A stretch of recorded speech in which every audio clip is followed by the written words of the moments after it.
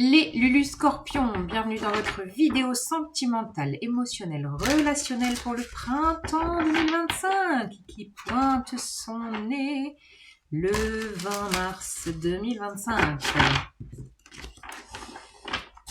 Quelle est l'histoire pour vous si elle résonne? N'hésitez pas à aller voir votre ascendant et votre signe lunaire. Ok, nous avons 10 de denier, 7 de bâton,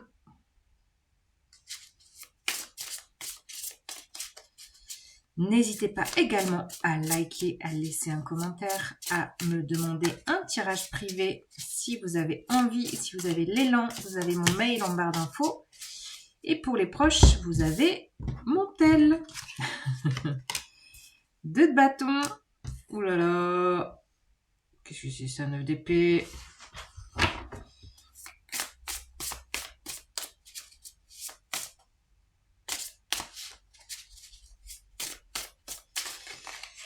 Au niveau sentimental, j'en aimerais bien une dernière pour les scorpions.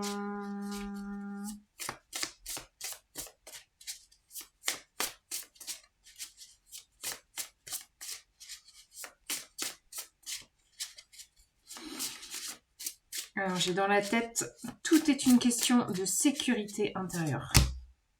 Non, je peux pas prendre tout ça. Une dernière pour les scorpions. Bon, d'accord. Un petit duo. On a quoi? 4 de coupe, la lune. Ouais.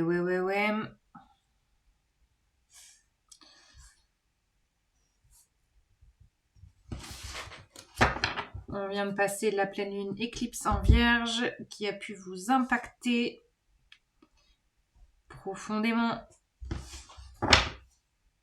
La grande prêtresse au dos de jeu.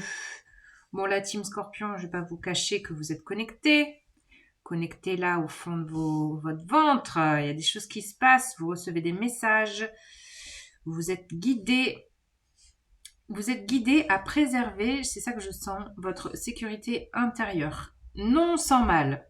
Parce que 10 de denier, c'est vraiment le côté... il peut y avoir une problématique de sécurité intérieure et de sécurité financière. En lien au sentimental, au relationnel. Après, vous faites votre petite tambouille, si ça vous parle. Non sans frustration.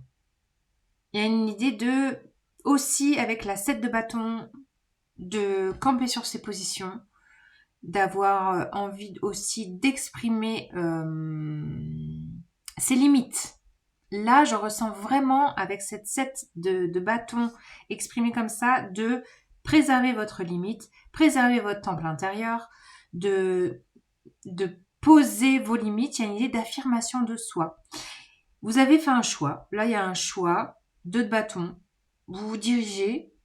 Alors, peut-être que c'est encore un peu flou. La direction est un peu floue, mais vous avez acté quelque chose. Il y a une décision que vous avez actée. Une orientation que vous avez choisie. Ça vous génère quand même pas mal de prise de tête. Ça vous génère quand même pas mal d'angoisse. Ça vous génère de la rumination intérieure, du stress. 9 d'épée, c'est ça. Hein, c'est le stress, des nuits un peu fractionnées. Il peut y avoir de l'angoisse, de la peur, du stress. On est vraiment là-dedans, en tout cas en ce moment, avec les énergies de la pleine lune éclipse, ça peut être là. Parce que vous avez peur d'être déçu. Vous avez peur, là, avec la 4 de coupe. Il y a peut-être peur de regretter ce choix. Peur de ne pas prendre la bonne décision. Et ça pourrait générer vraiment un espèce de bloubi-boulga émotionnel, là, les fluctuations avec cette éclipse. Assez tumultueux. Même si vous sentez que vous êtes connecté. Je pense que qu'il y a une part de vous qui sait. Et il y a une autre part qui veut dézinguer un peu tout le processus. Bon, en tout cas, ça travaille fort intérieurement, avec cette idée de sécurité, de vous sentir vraiment secure, peut-être de vous sentir aussi dans une communauté, d'être relié à d'autres personnes, peut-être aussi la famille, l'héritage familial. J'ai l'impression que vous avez peut-être changé de posture et que du coup, vous posez vos limites, vous avez fait ce choix, ça vous stresse, vous avez peur de vous être trompé, vous avez peur d'être déçu ou de décevoir aussi peut-être. Émotionnellement, c'est waouh, puissant. Et en même temps, vous êtes guidé par votre instinct aussi. Donc, on va regarder la suite de cette histoire, si elle vous parle. Oh, la lune! Ah non, mais là, vous êtes cerné entre les deux éclipses, en fait. C'est ça que je sens, parce que je vois aussi que cette lune-là, la nouvelle lune, avec éclipse solaire, cette fois-ci, qu'on aura le 28 mars. Là, on démarre avec la lune qui vient de se passer le 14 mars. Là, on a la lune du 28 mars. Il y a une idée d'être dans un sas énergétique. On est dans un portail énergétique entre ces deux éclipses. Plus l'équinoxe du printemps qui va arriver. Où vraiment, vous êtes dans un espèce de... Peut-être pris un peu en étau. Ou puissamment, ça peut être un peu j'allais dire un joyeux bordel, non. Et je pense qu'il n'est même pas joyeux, en fait. Il est difficile à... Je pense que vous devez vous sentir perdu là-dedans, dans ce sas. Il y a un peu un sas de flou, là. Donc, de toute façon, avec Mercure rétrograde, plus les énergies actuelles, prenez le temps d'y voir clair. Attendez, ne prenez pas de décision radicale. Hein.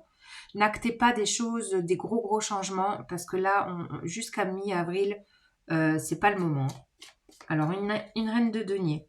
Prenez le temps de vous ancrer, la nature, l'ancrage. Ouais, la nature, l'ancrage. Laissez descendre ce qui flotte un peu là dans les esprits.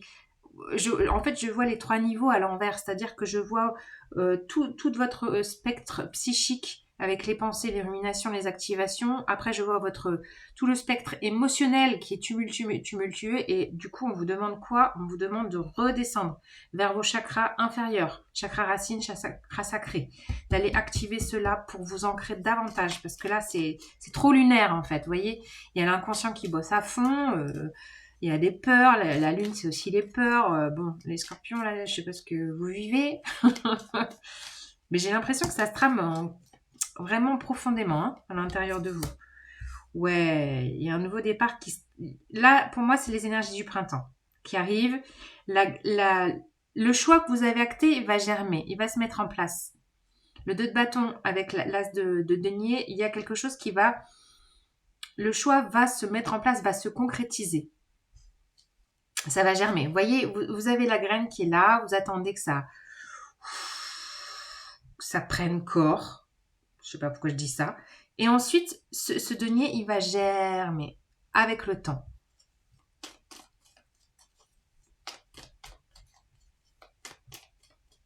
Donc là, il y a une nouvelle offre concrète. Ouais, faites-vous accompagner, roi de coupe. N'hésitez pas à solliciter thérapeute, praticien, pour justement gérer ses peurs, gérer ses angoisses. Prenez le temps de respirer, de méditer. C'est aussi une posture de réceptivité. Prenez soin de faire des pratiques corporelles hein, pour redescendre dans les chakras inférieurs, pratiques corporelles. Ouais, parce que là, il y a je sens de la tension physique avec ce 9 de bâton. Vous vous protégez. Non, c'est pas de la protection. Là, je sens de la retenue, de la tension corporelle. Des efforts. C'est comme si vous faisiez des efforts, là. Trop d'efforts, peut-être. Trop d'efforts, ça vous crée de la tension. Ça vous crée des pensées fou. Ok. Bon, est-ce qu'on en a une dernière? Bon, un petit doublon. Qu'est-ce qu'on a? Un duo. On a 4 de bâton, cavalier de coupe. Ok. Bon, là, ça me parle de célébrer.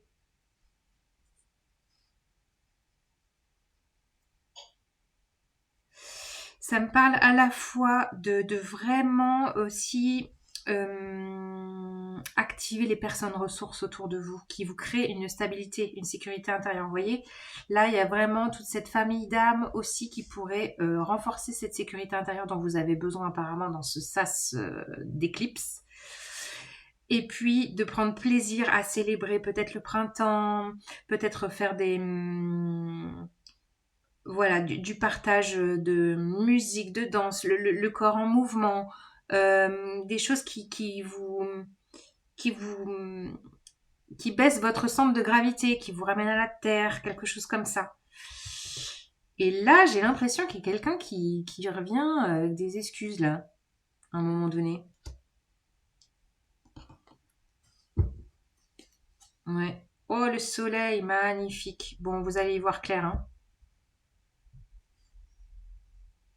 Le process se fait, mais là, à la fin, en fait, j'ai l'impression que vous êtes porté par les énergies du printemps avec le soleil.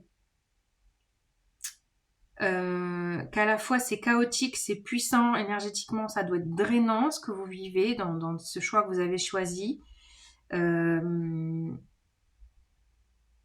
et en même temps, il y a quelque chose de porté par la lumière, comme si vous étiez porté par votre lumière intérieure, c'est ça en fait, la prêtresse et le soleil, vous êtes porté par votre lumière intérieure qui vous guide, c'est votre flamme intérieure qui vous guide, c'est votre lumière intérieure qui vous guide. Alors même si ça crée un état d'être très fluctuant, très fatigant, il peut y avoir de la fatigue aussi avec le 9 de bâton, les 9 là, les 2 neufs, il y a quand même quelque chose où le processus, à la fin, vous allez célébrer ce sas, ce passage, ce sas entre les deux éclipses. Je pense que début avril, vous allez célébrer quelque chose. Et, euh, et là, peut-être de reconnecter avec quelqu'un, peut-être de peut-être un mea culpa, peut-être d'apaiser une relation ou de revenir vers l'autre. Il y a quelque chose d'un remaniement émotionnel, même si dans ces deux énergies d'éclipse, ça vous concerne pleinement. Ça me parle pas de l'autre. Vous voyez, si, je sais pas s'il y a quelqu'un d'autre en tout cas, mais là, ça me parle de vous avec vous-même. Oh, j'ai été très bavarde pour vous les scorpions. Voilà, j'espère que j'étais assez claire parce que je pense que c'est à la hauteur de votre énergie où tout n'est pas clair en fait. Voilà, mais en tout cas, vous êtes porté par votre lumière intérieure, ne l'oubliez pas. Ciao!